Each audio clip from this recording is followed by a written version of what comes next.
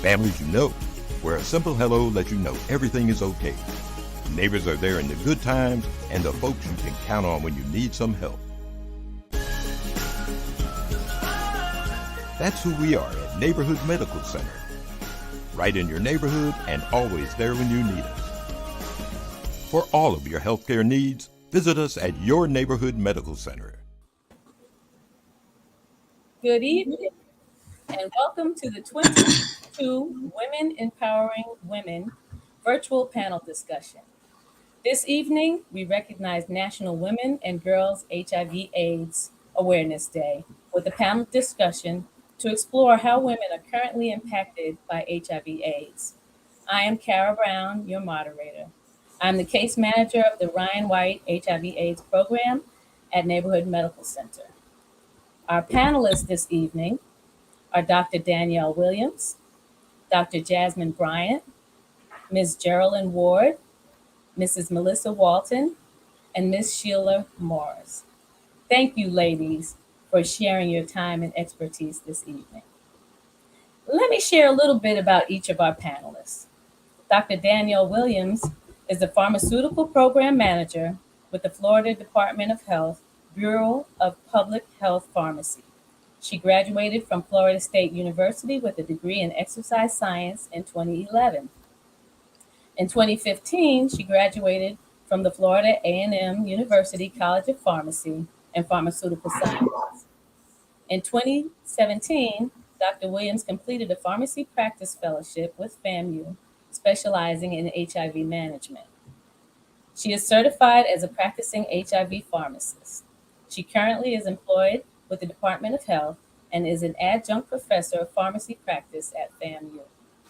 Dr. Williams is dedicated to educating the underserved community on HIV prevention and provides insight on pharmacological treatment options for those living with HIV/AIDS.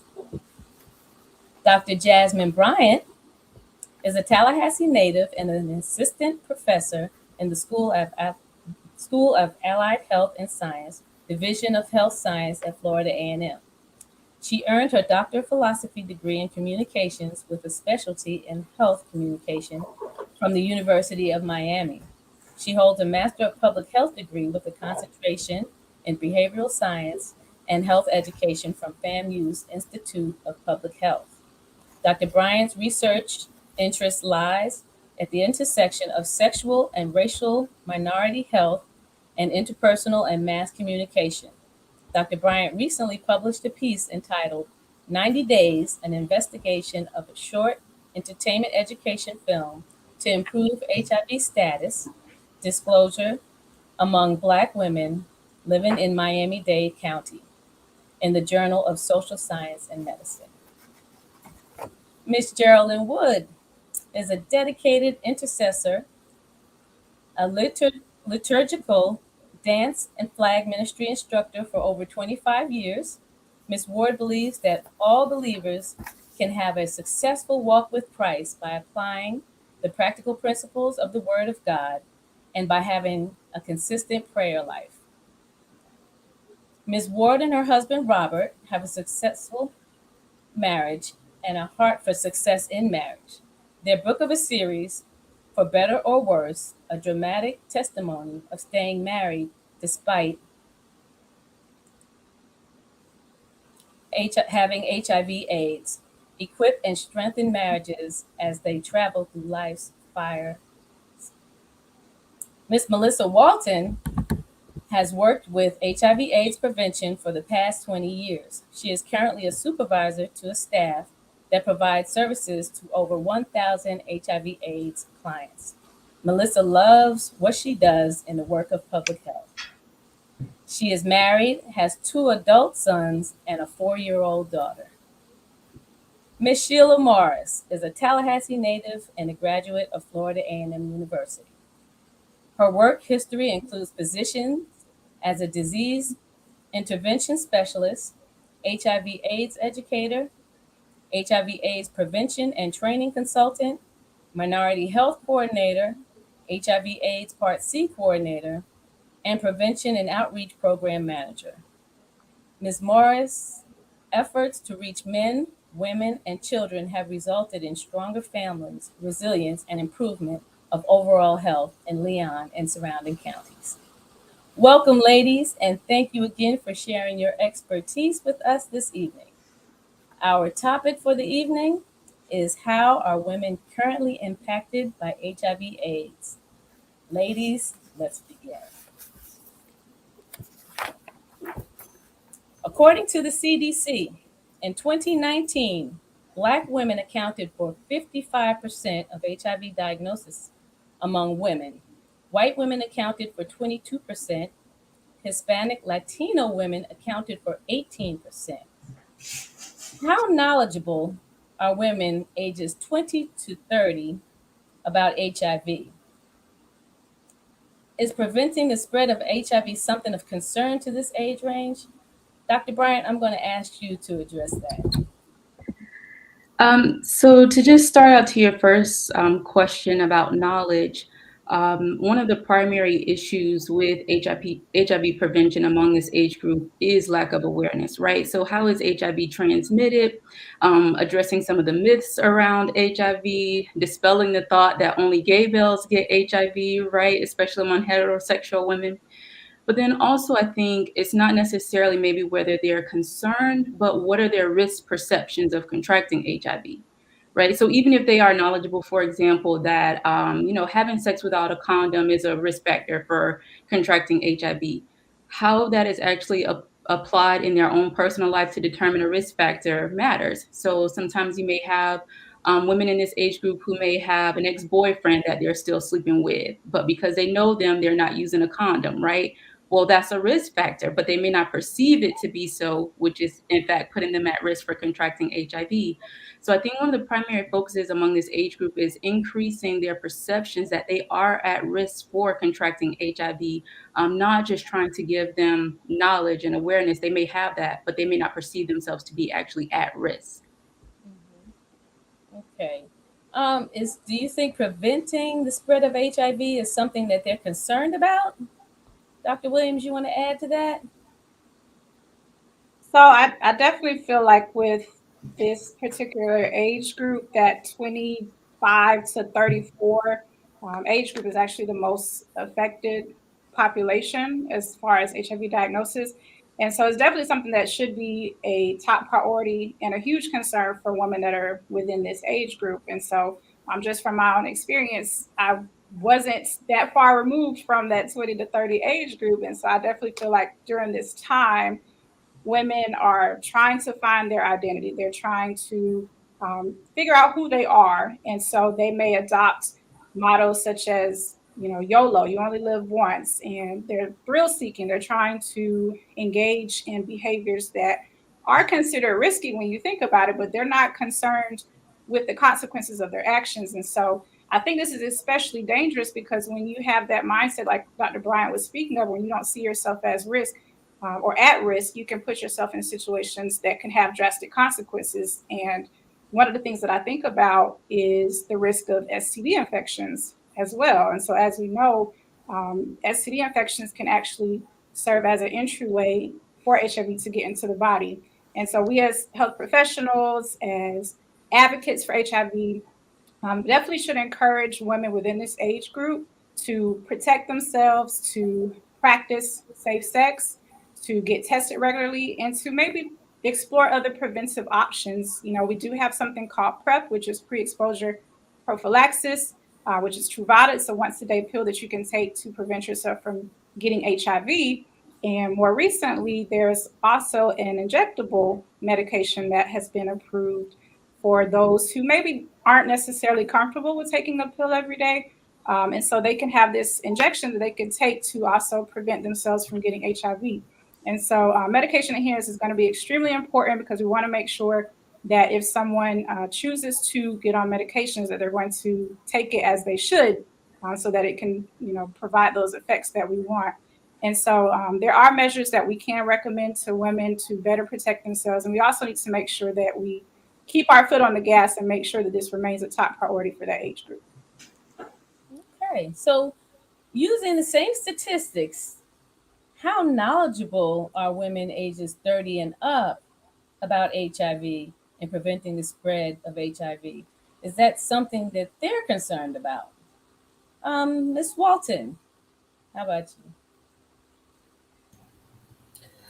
So, in my experience, what we find with women who we've served, um, once they get to be this age and going up, is that they may be aware, they certainly are educated, but this is when they're having kids, they've got more responsibilities, they may be caring for, maybe not at this stage older parents, but they could.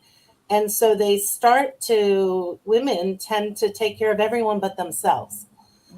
So, we see people when they come to us, if they're coming because maybe they just really are very sick at that point. Um, but the reason that they haven't taken care of themselves is because they've been taking care of everybody else, which is admirable. And so trying to empower, women to pay attention to their health in addition to, the health of everyone else. Of course, the way to do that is to assist them with linking to the benefits, the resources that can help them with those things, whether it be childcare or healthcare or, you know, respite. Maybe, they need to learn to, I don't know, go do yoga or breathe or something. But yeah, just, and not judging them for not taking care of themselves. Mm-hmm. I mean, I think a lot of times the shame that women have is that they do know what they're supposed to do. They just don't have any time to actually do it. Mm-hmm. Mm-hmm. So Miss Ward, with women in the age group 30 and up, do you think they're concerned about HIV and the spread of the disease? Well, coming from a standpoint of someone who's living with it, and I'm in that 30 over range, I won't tell exactly how old I am. Um, I agree with Ms. Walton that, we have a lot of things that we're caring for, but I believe that the knowledge is there. I think that what has to happen is that application of the knowledge has to take place. And it is a struggle for us, this 30 plus, because of what are we balanced, but we have to discipline ourselves that if we want to live, we must make a decision to take care of our health. And I know that it's easier said than done, but if we want to live, we're going to have to do it. We're going to have to do it. We're going to have to make the changes. We're going to have to be aware of the signals and signs of our bodies, what our bodies are telling us, because our bodies do talk to us. But we may say, well, let me just do this one more thing. You about to fall out, but you feel like you do need to do one more thing. But we need to listen to those signs and signals that are being said to our body, because that also increases our knowledge. Because if our body is telling us something, we go get seen, then we'll find out what's going on. Mm-hmm. So, Miss Morris, do you think that women in this age group, do you think they're interested in knowing how to prevent the spread of the disease? Well, I think they're interested, but it goes back to what everyone else has said. The bottom line is being concerned. So, for example, for 30 and up, kind of look like what Ms. Walton said, they take care of everybody else. But the other thing is, a lot of people in that age group think it's not me. I'm married. I'm a member of so and so church. I'm a part of so and so organization. It's never going to happen to me. So I think they're aware of what's going on. They know about HIV and AIDS, but are they really paying attention? Mm-hmm. So, with that being said, that comes back to being able to educate the community more by way of what they're doing right now, talking about with the various commercials that come on early mornings, late evenings, encouraging women to go in and get tested, taking care of your overall health. So, I think that's the bottom line when it comes to 30 and up. If all the different practices will tell them to take care of your health. So we look at it across the board when you go in and get your annual checkup, not only be concerned about breast cancer, but also concerned about HIV. Mm-hmm. Mm-hmm. Okay. So, Miss Ward, Can you explain very briefly to our audience, because we talk about HIV, we've been talking about it, but what is it, and how does it affect the woman's body? HIV is the human immunodeficiency virus, and it means that your immune system does not work like everybody else's. We'll just keep it in layman's terms. I won't keep trying to do the medical terms. It means your body just doesn't work like everybody else, period. That's just it. You have to be more mindful around people who are sneezing, coughing, who have other diseases and other things going on with them. And as far as a woman's body, it can affect us in numerous ways. It increases um, our leaning towards heart disease. It increases our gynecological challenges. And I'm a living witness about that. I had to have a full hysterectomy because I ended up with endometrial cancer. It causes your lymph nodes to swell. And I mean, with everything that we've already said about the things that women have going on in their bodies, uh, it's really important that we begin to pay attention to the fact that HIV is out there, because it increases the things that are already going to happen with all we already have on our plate. So it's human immunodeficiency virus, and it makes you more susceptible to other diseases and other viruses and other things that are going on out Okay. So as a woman, if I think I've been exposed to HIV, but I'm not sure, where do I start to get the testing or the counseling? And if I'm positive, what do I do next? Miss Morris, would you like to share? So if it's a woman that's here locally and they feel that they've been exposed to HIV or tested positive at their local provider office, I would hope their provider has information there to provide them with, I always call it a toolkit to let them know where to go, such as going to your facility, neighborhood medical services, Bond Community Health Center, MACA, Big Bean Cares, and any other agencies. So that would be the first step. Or coming by the county health department if you think you've been exposed and get the test done. Mhm. Okay. So, Miss Walton, please share with the audience what HIV care is for a woman and what's required to receive care and how they can navigate the system. Well, right now there's a lot of wonderful options. I've been around a long time. It used to be that when you became HIV positive, you didn't have much choices. So we have a lot of wonderful medical facilities. Ms. Morris had already mentioned, Bond and Neighborhood and CarePoint, and then there's private physicians as well, depending on your insurance. If you are uninsured, there are plenty of opportunities as well. Um, if you need like wraparound services, so you need help to go into the dentist, or you want someone to help coordinate your services, you can enroll with Big Ben Cares. Um, the one thing about HIV in the state of Florida is it's very accommodating for a large number of people. So, I mean, we cover people up to $50,000 a year income. And the reason for that is because things are very expensive in the HIV world. So the state of Florida has just always kept it within 400% of the poverty level, which is wonderful. So we would want to start off with getting proof of your status, proof of income.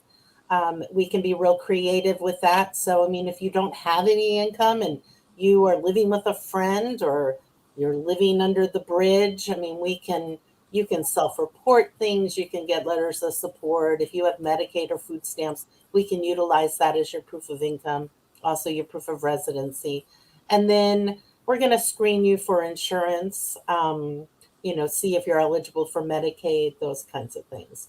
So, there's lots of different places that you can go to. And like Ms. Morris was saying, I would hope today, in our counties that people would know who to send people to when you're talking about HIV, because there's a lot of us, and um, you know, unfortunately, there's plenty of people for all of us to serve.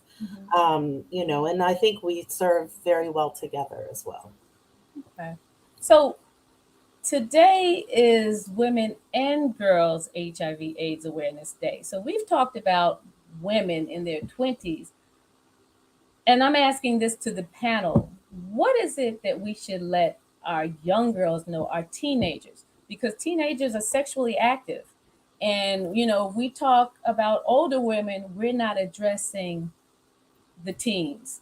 And I remember, years ago, we took a group of teens to a halfway house to talk about, HIV/AIDS and prevention and that type of thing.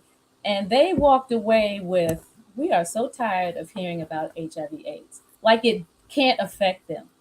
How can we get information to these teenagers about prevention, protecting themselves and healthy sex? So whoever wants to chime in first, we'll listen. Well, okay, I'll go first. Okay. I think a couple of things. I've been out here, I'm like Melissa, we've been out here a long time. So one stumbling block is I know it's limited what you can say at public schools. That's one issue. So the best way to get involved with organizations such as Parks and Tallahassee Parks and Recs, or whatever city you're living in, your local community centers, through churches and through community organizations. A lot of children are involved with a lot of different organizations such as Girl Scouts and beyond. So that's one way. Then we have to be creative, because I had a young guy to tell me, he said, this is what happens. All you old people are on Facebook. Then people who are like Danielle and Jasmine age, they're on Instagram. So the younger people are on TikTok. So to get the information out, we got to do it electronically. So we got to be creative now, as opposed before we can go out and set up display tables and go do presentations. They're not going to do presentations. We just got out of COVID. So we got to meet them where they are, just like we're doing tonight. So that's my feeling how to reach people is, hey, everybody, when you see kids now, what are they doing? Like this. Looking at their phones. So that's how we'll be able to reach them. Yeah. And I want to just tag on to that, Sheila. I think we need a younger face. You just mentioned that everybody's face is older. Everybody's older. We need a younger face. I mean, I don't know of any, teenagers that have been affected, but if we can get their face, that they're living with it, and get them on TikTok and all these different places, I believe that'll be an additional tool to make it more effective, because right now people are looking for folks that look like them. Right. That's what they're looking for. Right. Yeah. And I kind of think that sometimes, some of the younger, the youngsters, I'll say, they don't think that it is as serious as it is. We know now that HIV/AIDS is now more of a chronic, manageable disease. So they don't really consider how important it is to protect themselves all the time. We have a question from someone who is listening to us or watching, and they want to know what programs are available for women with HIV in Tallahassee. Programs for women. Melissa? I mean, like health programs? I mean, Yeah, I think they want to know if there are any specific programs for women. well, I mean, the programs that we have are for anyone living with HIV. They aren't specific for women. I mean, we can provide, assistance with linkage to pharmaceuticals, mental health, transportation, case management, those types of things. But there isn't anything that's just specific necessarily for women. We do. I mean, we do have, with our 1,000 clients that we serve every year, about 30% of them are women. Mhm. So I mean, we do see an awful lot of women in our area, and unfortunately, right now with COVID, we don't have anything specific with with support groups. I mean, very long time ago there was a women's support group, but that's been ages ago. Because of course, like Sheila was saying, people are drawn now to the internet. So I'm imagining there are those resources that are out there. We do have peer support. So currently, both of my peers are women. Um, so we do try to link people if they have specific needs. So, I mean, certainly, even though my peers are older women right now, they look like us. Well, besides Dr. Williams and Jasmine, they look like the rest of us. But but I mean, they still are women, so they can certainly discuss women's issues. Okay. Anybody else know of anything in the community? Okay. All right. Is anybody familiar with the ADAP program that can share some information on that? Ms. Morris? That would be Dr. Danielle Williams. Ah, Dr. Williams. So the ADAP program is the AIDS Drug Assistance Program, and it is a federal program that provides assistance to patients living with HIV/AIDS. So, for example, if a patient has a financial situation where they're not able to afford medications on their own, or they may have insurance that does not cover the medications and they need to be able to afford it, the AIDS Drug Assistance Program will come in and allow that patient to access medications free of charge, depending on the situation, or for a very limited copay. And it's offered through the Florida Department of Health. I believe that patients can see different providers. I know sometimes they may go to neighborhood medical center and be seen, or Bond or CarePoint. And so those patients are able to get the health services that they need, which is huge for patients who are disadvantaged, need assistance. They are able to get the quality care that they need. Okay. We have someone who wrote in and said TOPWA is a program that targeted women who are HIV positive and pregnant or at high risk of STDs and HIV. So that's a resource. So, Dr. Williams, HIV medications have helped women live longer and give birth to babies who are HIV negative. How do HIV medications work in the body? What important information or tips should women know about the medicines and how they affect the woman's body? Yeah, so HIV medications have literally given people their lives back, right? It's no longer considered a death sentence. Women and anyone living with HIV can still live a normal, long life, just like someone with hypertension, with diabetes, or high cholesterol. And the way HIV medications work is that they are designed to attack or disrupt different parts of what's called the HIV life cycle, which is basically just the process by which the virus spreads throughout the body. And this is, of course, an effort to stop the virus from continuing to destroy our immune system, specifically our CD4 cells. And so there's some medications that prevent the virus from actually attaching to those cells in the immune system. Some medications work with preventing the virus from creating DNA. Some medications prevent the virus from having the viral DNA attached to our own human DNA. And then you have other medications that prevent more viral cells from maturing and then going around and infecting other cells throughout the body. And so it's important to know with HIV medications, just like any medication, is that they could potentially cause side effects.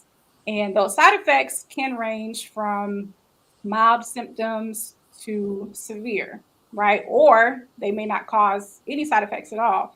And so Ms. Ward talked about something that I, feel is so important, and that is making sure that we as women listen to our bodies. I believe that God created our bodies to be so smart and dynamics where they literally will tell you when there's a problem or when something just doesn't feel right. And so we definitely want to make sure that we're in tune with that and be able to recognize when something isn't right.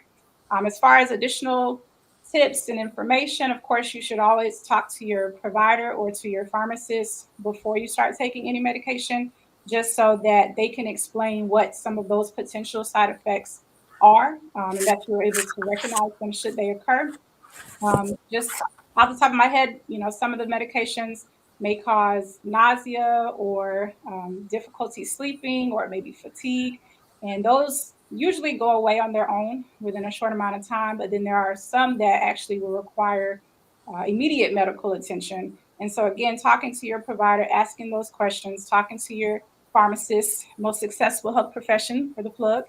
So, the last thing I would say is every one of us is different, right? So our bodies react differently to medications. For example, what may cause me to go back and forth to the bathroom may not do anything for Miss Sheila. And so again, it goes back to making sure that we're aware of our bodies, that we're listening to them, and then we are definitely reaching out to a trusted medical profession if we need it or if we have additional questions. Okay. So And if you don't, if can I just say something to that with Dr. Williams? It's Mhm. very true, Dr. Williams, because at the onset, the medications that they were making were very strong, and I'm only at that time a buck quarter soaking wet, and the medicine that they were making was for a 200-pound man, and it made me very ill. I could not function. And so I had to go back to my provider and have them find something that wasn't as strong for me. So I just want to second that with you, that we must work with our provider to find what works for us. Mhm. And even, with that, definitely the newer medications that they have come out with are a lot safer and more tolerable for patients. And so now you don't have as much severe issues or long-term issues that you saw with the more earlier agents that they came out with. Mhm. So we hear about PEP and PrEP. Dr. Bryant, can you explain to us what that is? I can start it out and then Dr. Williams can take over. All right. So PrEP is the pre-exposure prophylaxis, which is used among individuals who are not living with HIV. And so PrEP is a biomedical intervention that an individual can consume once a day, or as Dr. Williams mentioned, by injection. And what it essentially does is prevents the transmission of HIV to the body, right? So if someone is exposed, to HIV, if they're on PrEP, it will essentially mitigate that transmission from happening. What PEP is post-exposure prophylaxis, which means, let's say someone is not on PrEP and they have unprotected sex and they find out the person that they had sex with is living with HIV. Well, within a 72-hour period, the person will need to seek out an agency that can provide PEP. And what that will do is help prevent HIV exposure from turning into an HIV transmission. So PrEP is what you take on the front end consistently, regularly, and then PEP is what you can take should you become exposed to HIV. But as I know, it's important that you or a person seeks out PEP within 72 hours. After that, it's a challenge for that to actually be effective. Dr. Williams, I pass it over to you. You did perfect. So the only thing that was awesome. The only thing that I would add is one of our trusted colleagues, Dr. Brianna Journay. I'm definitely not going to take credit for this, but one of the things that I know that she uses as an analogy to help people understand the difference between PrEP and PEP is to think of PrEP as a birth control pill that you would take every day to prevent pregnancy. And then PEP would be your plan B or your after the fact, what just happened. I need to, make sure that I don't become pregnant. So I'll go take plan B. And so PEP is considered a medical emergency. So as Dr. Bryant stated, it's extremely important to start treatment within the 72 hours. So you need to actually start taking a full out HIV regimen, which is prescribed by the provider, and you would take that regimen for 28 days. And so within that, there's some testing that needs to be done to make sure that you have not, in fact, contracted HIV. And then there's also going to be some testing follow up to make sure that while you were on the regimen that you also did not develop HIV. And so, Dr. Brian, you did a phenomenal job.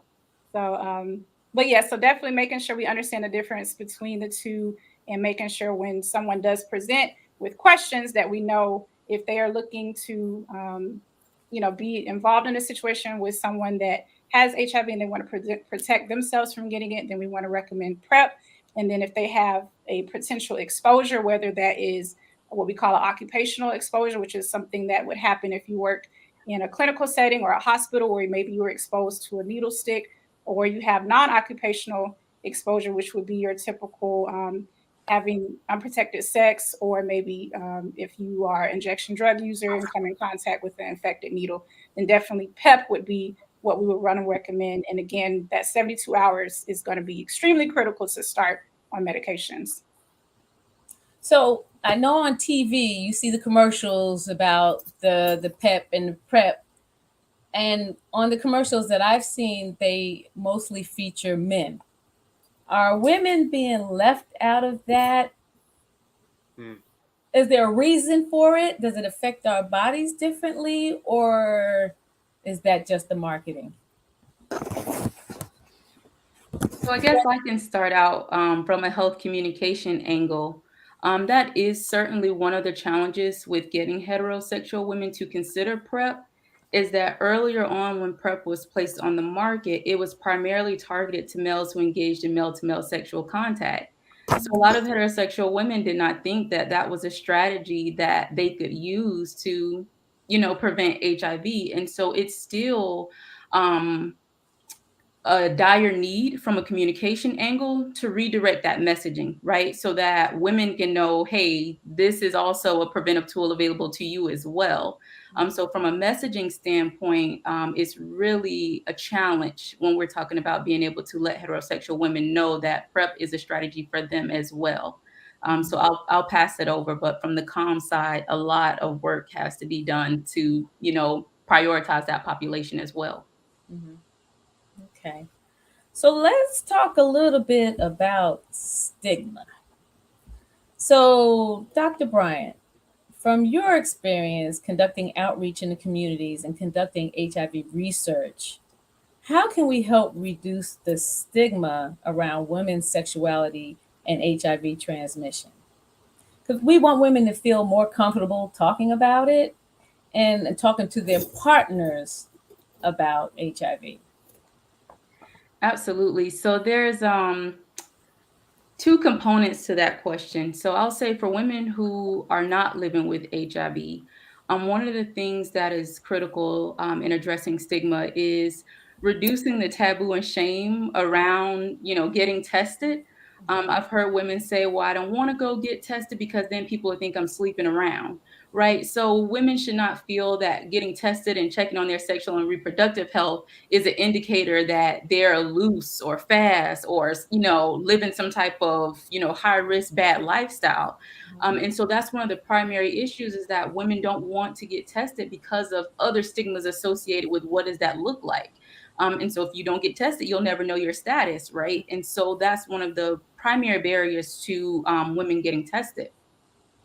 As it relates to individuals and women specifically who are living with HIV, right? Who may want to have those conversations with their partners. Empowerment, firstly, right? Because internalized stigma is a big deal, right? How women who are living with HIV feel about themselves impact how they communicate their HIV, if they communicate their HIV status, as well as the support that they can get, right? And then also being realistic and understanding that women who are living with HIV may need assistance and support with disclosure. So oftentimes people are told, okay, you have to disclose. In the state of Florida, it's illegal if someone does not, right? But we have to be realistic that violence, is a strong outcome, oftentimes if women disclose to a partner who is not ready to receive that information. And so there's several different types of stigmas that we would need to address in both populations, women living with HIV and women who are not. But primarily empowerment, providing them with resources to disclose, providing them with resources to negotiate condom usage if if they are living with HIV, or even if they're not living with HIV. And then additionally, just addressing the taboo around sex and being open with engaging in sexual activity and testing. Ms. Marsh, you have anything you want to add because of your history with doing outreach? What have you seen, or what have people said to you about the stigma and about coming forward to get tested or to get advice? You're on mute. I wholeheartedly agree with Dr. Jasmine Bryant, what she's saying about one, it's twofold. You got your women who are already positive, and then you have women who are not positive. Just, I remember a few years back, people thought if they went to certain facilities, and it wasn't even an HIV clinic, that they would think that they had HIV. So, and then they also thought if you brought it up with your own provider, that maybe your provider would think, oh, you were a bad person. So again, empowering women, doing more messaging. Like I said earlier, everybody's in that stage where you're on your phone, you're on the computer. If we can get more things out through social media, that would help better. Because before, we were in the trenches and, beating the doors, having a lot of events. But now, due to COVID, people are still inside. So we're going to have to get back to the messaging again, as she said, just, what people have said they don't want to go, or if I know, then I'm going to just feel really bad and I may die immediately. Those are some of the things that were said over the years. Now, people, again, you mentioned earlier that it's like most people could take it as a regular chronic disease. So again, I guess from our standpoint as the professionals, we need to really have more messaging out there to make sure that we are reaching everybody. So okay. I'm going to address this to the panel. How can we empower young women to feel more comfortable having those conversations with the men in their lives or the men they may come in contact with? What can they do to break the ice to start that conversation?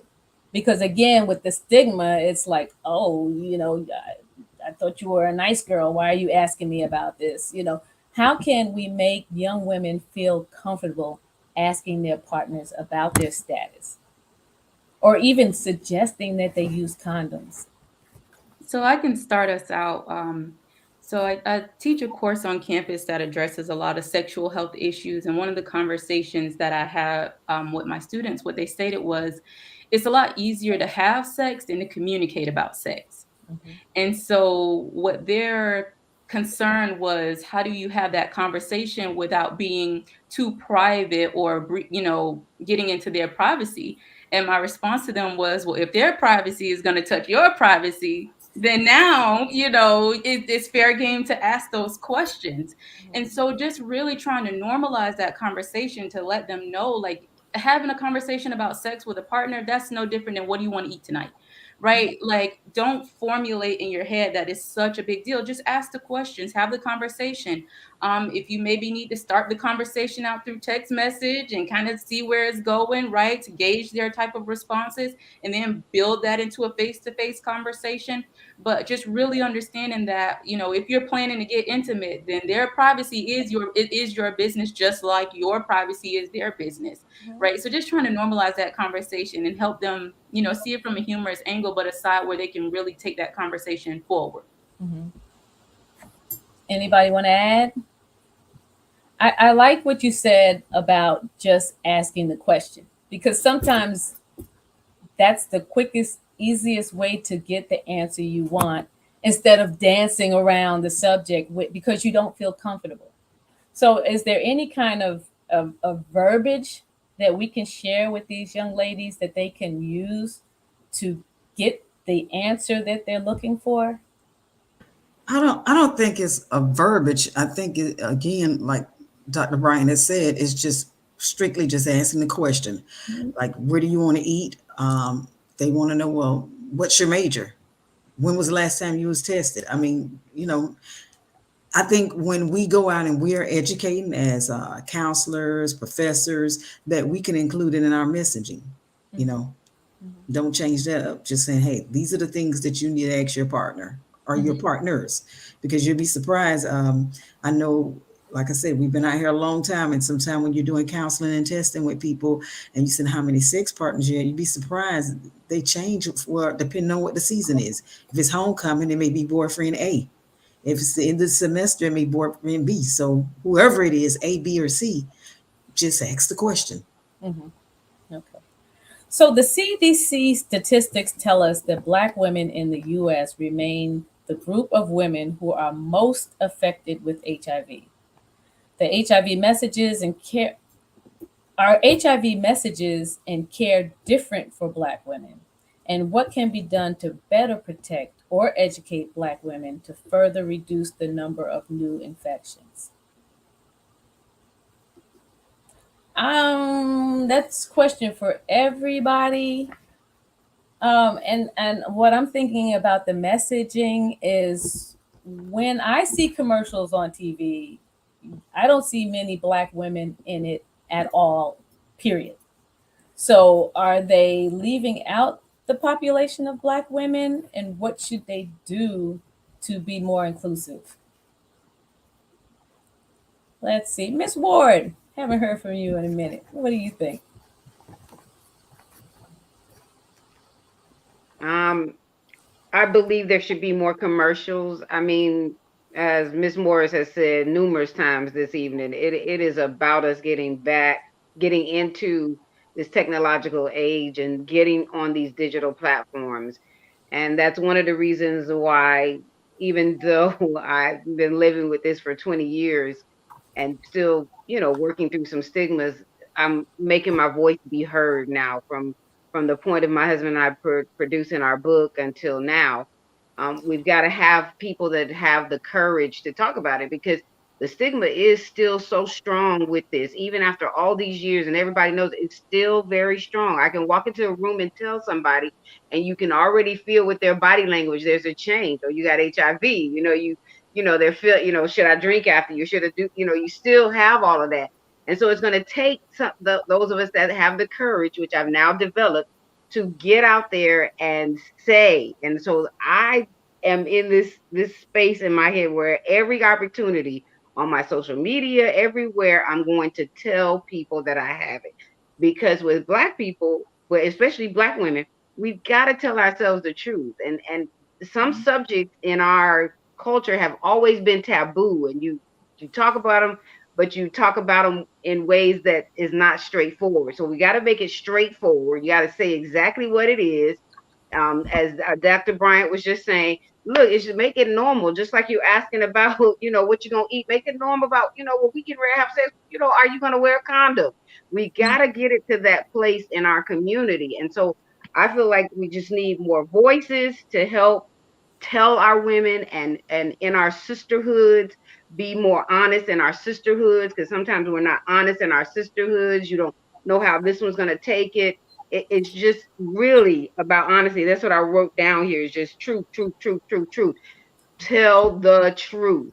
And we do need more commercials. It is not only about the community with our you know transgender or whatever. It's not just about that community. The heterosexual community needs a voice. They need a voice too. They need a face. And even folks that are not in those communities, those that can't got it through needles or whatever, they need a voice. They need a face. So I feel like all these communities, and namely Black women, we need new faces. We need more voices. I'm grateful that all of you are on here, because to me that feels like support, because I think they're going to need support, because when you get out there and you say something, you don't want your back feeling open like you don't have any support. And that's another thing I think with Black women. Sometimes we don't feel like we have the support. So if you step out there, you feel like you're on that limb by yourself, and we really don't want to be out there by ourselves. We've supported everybody else. We need that support. So that's what I feel like is another challenge for Black women. You don't feel like you have the support, and we need it. So for Black women, we need the face, we need more voices, and we need support. Agreed. Now, this is for the entire panel. This is a statistic that I found very interesting. Women ages 55 and up have the highest number of new HIV infections of any group of women. Ladies, why do we think that's happening? Well, one, because that particular group is a couple of things. One, either you recently got a divorce, two, husband could have passed away, or three, hey, I'm not trying to beat up on the church, but it is what it is. I've been a deaconess, stewardess for all these years, and I'm good. And they didn't do like Dr. Jasmine Bryant said. They didn't ask about the other person's privacy. Because woe again is not me. I'm not a prostitute. I've never been with somebody who was in prison. I come from a good family. So again, woe, it's not me. And this is the same situation we were in when we came out with the state with Silence is Death back in 1990, whatever. So we still have the same problem. So basically, some of the same issues, same stigmas that were happening when we all were out here in the 90s beating the street in the early 2000s, it still exists. So the best thing to do is we need to empower, empower, empower. And I really love what you said, Dr. Jasmine, about that privacy. Now I'm gonna use that. You can have edit. So, But I would like to add to what Ms. Morris said. Additionally, that age group, their providers don't really ask those types of questions, right, about those high risk behaviors. So, they may not be asking, are you back on the scene? Are you, seeing somebody new? Or, have you had any life changes lately? Like those types of questions oftentimes are omitted. And we know even with younger populations, a lot of providers may not even ask if you want to be screened for HIV, right? Those conversations are still missing in the younger age group, and they certainly fade out as individuals age and go across the lifespan. And so that is one of the factors as far as patient provider communication that is impacting those particular outcomes that we see in that age group. The first thing that came to my mind was Viagra. Yeah. Viagra came around That's a good and it changed everything. It was a game changer for older adults. So I wanted to add to what Dr. Bryant said, which is true as far as the lack of thorough assessment by the providers with that particular age group. And when I think about what HIV presents like, a lot of the times we hear HIV can look like flu-like symptoms. And so in the older adult, a lot of times that can actually be mistaken for just an age-related illness. And so they may not suspect HIV because, again, in that population, sometimes they may have a cold or pneumonia or something else. So the first impression would not be, oh, let me do an HIV test to see what's going on. And so with an older patient who already may have a weakened immune system, as we talked about how HIV affects the immune system, they actually can experience a more advanced disease progression by the time that they are even diagnosed. And so we definitely want to make sure that when it comes to providers, that they are asking those questions, as Dr. Bryant mentioned, and that they are using HIV testing as part of that screening process. we got a comment from a viewer that said some of the empty nesters are back on the scene living their hot girl summer because the kids are older and independent. So they are getting it in. Ms. Walton, did you have anything you wanted to add? No, I think everyone has certainly added. We see an awful lot of more mature adults, around here, and they are definitely enjoying their sexual health. So yeah. Mhm. But of course, also they come. A lot of them come from a time, where it was really difficult to talk about condoms and different things like that. But I do find they're very curious to have discussions. So that has always been lots of fun. Of course, now I'm like in that age group, so Mhm. it's kind of funny how you kind of come full circle. But yeah. Hmm. What everyone said, I agree with. We had a young man comment that he is taking a thorough sex history regardless. So, okay, that's great.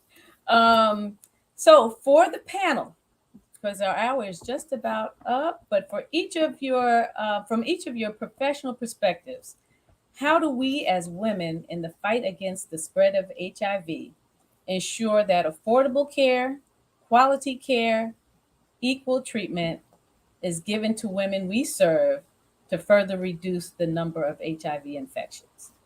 I will start with Miss Morris. Um,